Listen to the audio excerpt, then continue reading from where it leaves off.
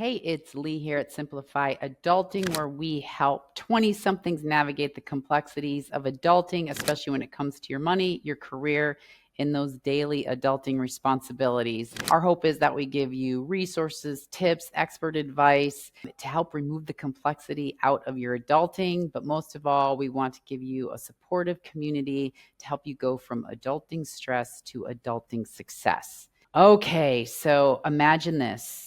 You see this commercial, it's filled with people doing the most amazing fun things. They're, doing the vacations of their wildest dreams, and all of a sudden the credit card company rolls their little logo in their ads and they wrap it up by telling you something similar to with APRs as low as, and they give you some percent. So what is that APR and why does it matter to you? So that's what we're going to break it down and answer. So first, quick disclaimer here. When I talk about credit cards, I don't ever want these videos to be misunderstood as, hey, go use credit cards and this is how you manage them. Nope, not what it's about. My hope is that you can go through your 20s and hopefully beyond, but without ever using credit cards. And my hope is that if you are using credit cards, you can stop using them and get that balance down to zero. And also my hope is that if you've got a lot of credit card debt and you feel a little hopeless about that through these videos on credit cards and information related to them, you can go from feeling hopeless to having an action plan. Okay, so now let's start in on what is APR. So APR stands for an annual percentage rate. And really, that's basically the credit card company letting you know what they're going to charge you in interest for when they give you money, because you're borrowing money from the credit card company every time you do a swipe. So in that annual APR is really the yearly expense of that money that you're going to get charged from the credit card company.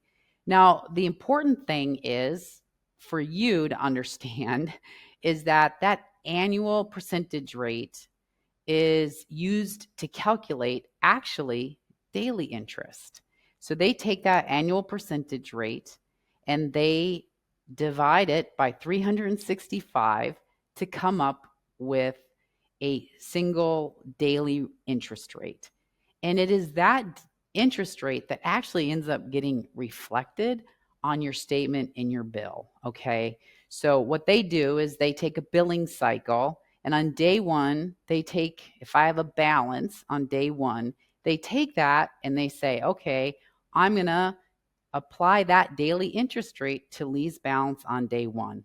And just making numbers up, let's say they charge me $1 in interest. That's just how the math works. It's $1 of interest.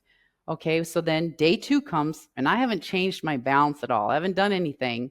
So now they take that daily interest rate and they don't just charge me interest on my balance. They charge me interest on my balance plus day one interest that was charged to me. So that $1, so now it's my daily balance plus that $1. And then they apply the daily interest rate to that. And let's say so they say, okay, well, that's $1.10. Again, just making numbers up. So on day three, they say to me, okay, here's your balance. And if I'm like, it still hasn't changed, but they say, okay, but we're going to charge you interest on your daily average balance plus that $1 from day one plus the $1.10 from day two. So now we're doing interest on that. And that just keeps happening day after day within the billing cycle and beyond the billing cycle. And that is called compounded interest. And if you ever look at your credit card statement and you're paying the minimum payments and you're doing all this stuff and you're like, I don't understand why I can't get this to go down. The short answer is it is the power of compound interest. And in this case, it's working on behalf of the credit card company and it's totally working against you. Okay. So that's the power, and that APR is going to drive that daily rate that then is going to drive a compounding interest, just day after day after day. Now, I want to debunk a myth here because a lot of times you kind of get this sense that there's like a good APR. Oh, as low as, I mean, they kind of, it makes you feel like, oh, there's a good APR. Okay. So, oh, well, mine's only 22%. And I know somebody else has 25%. I'm telling you, when it comes to credit card APRs, it's like the best one is like winning the toilet bowl. Okay. There's no good APR when it comes to credit cards. The reality is, credit card companies charge you a lot of money for the privilege to borrow money from them. So you can't make any decisions based on the APR because they're all outrageous, okay? But what the only thing you need to know is the only way that APR doesn't affect you is if, in the downsides of that APR and the downsides of that compounding interest, there's only one way it doesn't impact you. And that is if within each billing cycle, you completely pay off the balance. That's the only way. But every time you carry a balance on your credit card, billing cycle, month after month after month, that compounding interest is just sitting in the back, and they are loving you because, man, they're just charging you more and more and more in the background with that interest. And that's why it doesn't matter what the APR is.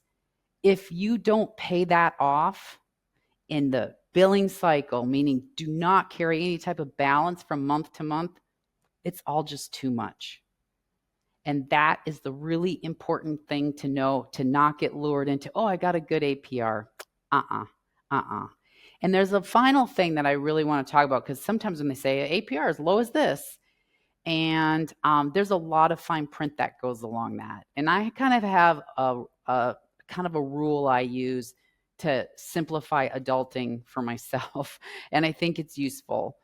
The amount of fine print associated with something, and I want you to go look at your credit card statement and I count the pages of fine print on what you signed when you signed that terms and agreement, when you signed up for the credit card, right? Go read it. Go look and count the pages of fine print. And I think that's important because I think fine print is an approximation for how complex something is. And that means that APRs, they make them sound simple. Oh, here it is. Big deal. Oh, that's as low as. It's a great rate. Don't worry. But there's all types of fine print in there. You could have a fixed APR. You could have a variable APR. You could have different types of APRs depending on what types of purchases you make. So there's just nothing about credit cards that are simple. That's why it makes so much sense to avoid them altogether. And if you haven't avoided them to this point, you should really put a really straightforward plan together to put every dollar extra you can come up with to start to pay down that credit card debt so that you can get out of this loop in the long-term, never-ending pain of compounding interest. And that's how you do it, is you start to pay more and more and more towards your credit card debt. So there you go. APR broken down and the things that you absolutely need to understand about it. And so if you have comments, please put them below. If you like this video and you want more, please hit subscribe and we'll let you know when we have more content coming your way. And until then, stay happy and healthy.